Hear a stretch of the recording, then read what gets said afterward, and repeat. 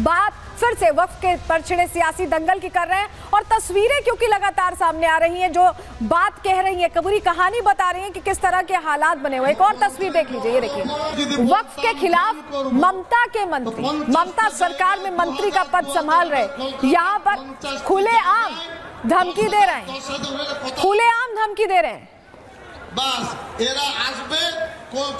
और धमकी के जरिए भड़का रहे हैं।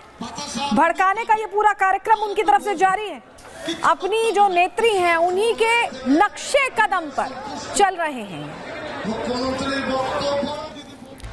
किसने ये क्या धमकी दी है, चलिए पूरी डिटेल आपको दे देते हैं, क्योंकि बंगाल के मंत्री सिद्दीकुल्लाह की ये बड़ी धमकी सामने आई है और उनकी तरफ से कोलकाता में ये कह दिया गया है कि कोलकाता को ठप कर दिया जाएगा। ठप करने की धमकी दी है, कोलकाता पर मजबूत पकड़ की बात भी वो कह रहे हैं, इसका डर दिखा रहे हैं। बीजेपी ने पोस्ट किया है धमकी का ये वीडियो जो अभी हमने आपको दिखाया और बीजेपी का दावा है कि प्रदर्शन को ममता का समर्थन है क्योंकि कार्रवाई नहीं हो रही है। वक्फ के खिलाफ भीड़ देखकर ममता खुश है, बीजेपी ये प्रश्न पूछ रही है, क्योंकि तस्वीर तो ऐसी ही दिख रही है, उनके मंत्री खुद भड़काते हुए और एक तरह से लोगों को बरगलाते हुए दिखाई दे रहे हैं। लेकिन जो बातें कह रही है ममता बनर्जी, क्या वो वाकई संभव है?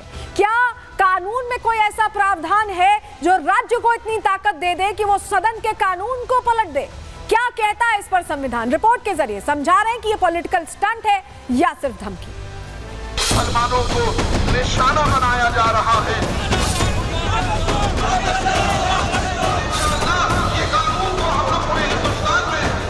वक्फ संशोधन कानून को लेकर देश भर में हंगामा बरपा है। कहीं सड़क सड़क प्रदर्शन हो रहा है तो कहीं आगजनी की जा रही है। अब संसद से पास वक्फ संशोधन कानून को लागू न करने की धमकी दी जा रही है। आप भरोसा रखिए, बंगाल में ऐसा कुछ नहीं होगा जिसमें कोई डिवाइड एंड रूल होगा।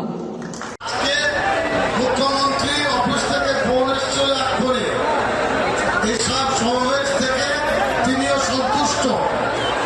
মুখ্যমন্ত্রীর বক্তব্য বিধানসভায় আমি একটা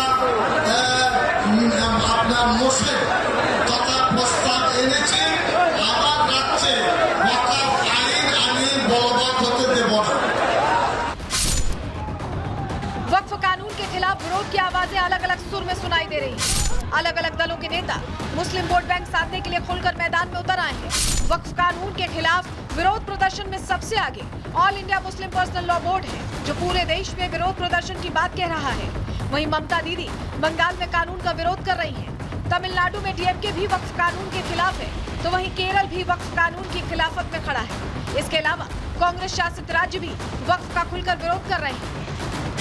वक्फ संशोधन बिल संसद से पास कानून है और सदन में गृह मंत्री अमित शाह ने ऐलान कर दिया था कि ये संसद से पास कानून है जिसे हर किसी को मानना होगा। क्या धमकाना चाहते हो भाई? संसद का कानून है, सबको स्वीकार करना पड़ेगा।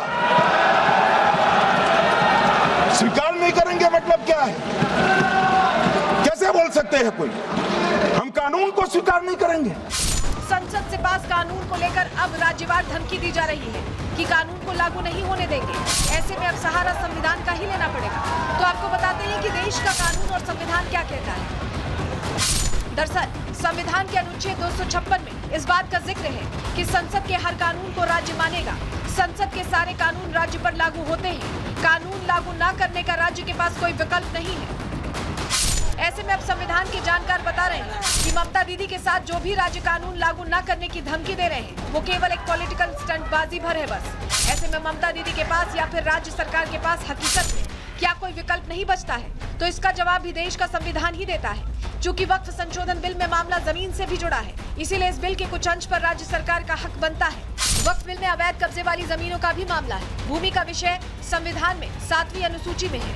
भूमि का विषय राज्य सरकार के अधीन है। संसद से पारित कानून में राज्य बदलाव कर सकता है।